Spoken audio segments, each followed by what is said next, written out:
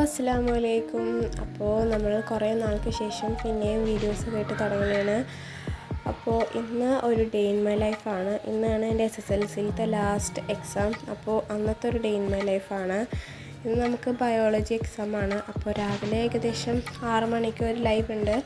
അപ്പോൾ അത് കാണാനിരുന്നിട്ടുണ്ടായിരുന്നു. അങ്ങനെ അതൊക്കെ കണ്ട് കുറച്ച് നേരം എല്ലാം നോക്കിക്കഴിഞ്ഞതിന് ശേഷം ഹോൾ ടിക്കറ്റൊക്കെ എടുത്ത് വെച്ച് നമ്മൾ സ്കൂളിൽ പോകാൻ റെഡി ആവണതാണ്.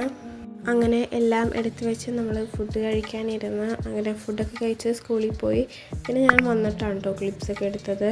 പിന്നെ നമ്മുടെ എക്സാം ബയോളജി എക്സാം നല്ല സിമ്പിളൊക്കെ ആയിരുന്നു, ആവശ്യത്തിന് സിമ്പിളായിരുന്നു, വലിയ കുഴപ്പമൊന്നും ഉണ്ടായിരുന്നില്ല എക്സാം.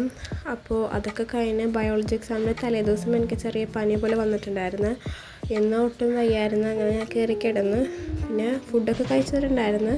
അതൊക്കെ കഴിഞ്ഞൊരു 4 മണിക്ക് കിടന്ന് പിന്നെ ഒരു 5 മണിയൊക്കെ ആയപ്പോൾ എഴുന്നേറ്റ് പിന്നെ ചായയൊക്കെ കുടിച്ച് മധുരക്കപ്പ ഉണ്ടായിരുന്നു. അങ്ങനെ വൈകുന്നേരം അതൊക്കെ കഴിച്ച് പിന്നെ എക്സാമിന് മുമ്പേ എനിക്ക് ജേർണലിങ് ചെയ്ത് തുടങ്ങണമെന്ന് ആഗ്രഹമുണ്ടായിരുന്നു.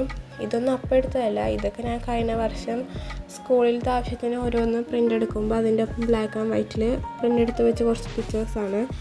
അപ്പോൾ എന്തൊക്കെയാണ് ഇപ്പോൾ എൻ്റെ കയ്യിലുള്ളതെന്നൊക്കെ വെറുതെ നോക്കാൻ വേണ്ടി ഞാനെല്ലാം എടുത്ത് നോക്കിയിട്ടുണ്ടായിരുന്നു. അതിൻ്റെ ഒപ്പം തന്നെ സൈലത്തിൻ്റെ ഫെയർവെല്ലിൻ്റെ ലൈവും കൂടി വെറുതെ കണ്ടിട്ടുണ്ടായിരുന്നു. പിന്നെ ഇത് ഞാൻ 8ലോ 7ലോ പഠിക്കുമ്പോൾ അവിടെ സ്കൂളിൻ്റെ അടുത്തുള്ള കടയിൽ നിന്ന് വാങ്ങിയ കുറച്ച് സ്റ്റിക്കേഴ്സാണ്.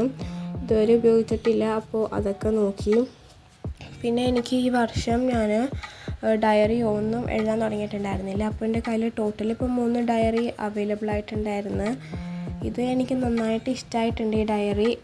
ഇത് പാപ്പിൻ്റെ കടയിൽ നിന്ന് കിട്ടിയൊരു ഡയറിയാണ്. അപ്പോൾ അടിപൊളി ഡയറിയാണ്. ഡേറ്റൊന്നുമില്ല ഈ ഡയറിയിൽ. എല്ലാം നമ്മൾ എഴുതിയിട്ടുള്ള ഒരു പ്ലാനർ പോലെ യൂസ് ചെയ്യാൻ നല്ലതായിരിക്കും.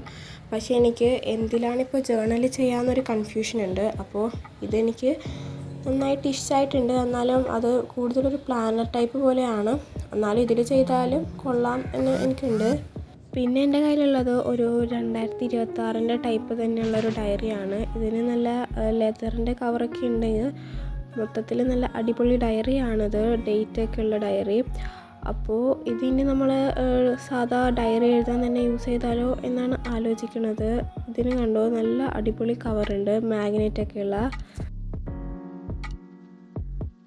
പിന്നെ എനിക്ക് ഈ വർഷത്തെ ക്രിസ്മസ് ഫ്രണ്ടിന് കിട്ടിയൊരു ഗിഫ്റ്റും അതും ഒരു ഡയറി പോലെ തന്നെ ആയിരുന്നു. അപ്പോൾ ഇതിലാണിപ്പോൾ ജേർണൽ ചെയ്താലോ ഇല്ലെങ്കിൽ മറ്റേ ഫസ്റ്റ് കാണിച്ച് റെഡി ചെയ്യണോ എന്നുള്ളൊരു കൺഫ്യൂഷനിലിരിക്കുന്നതാണ്.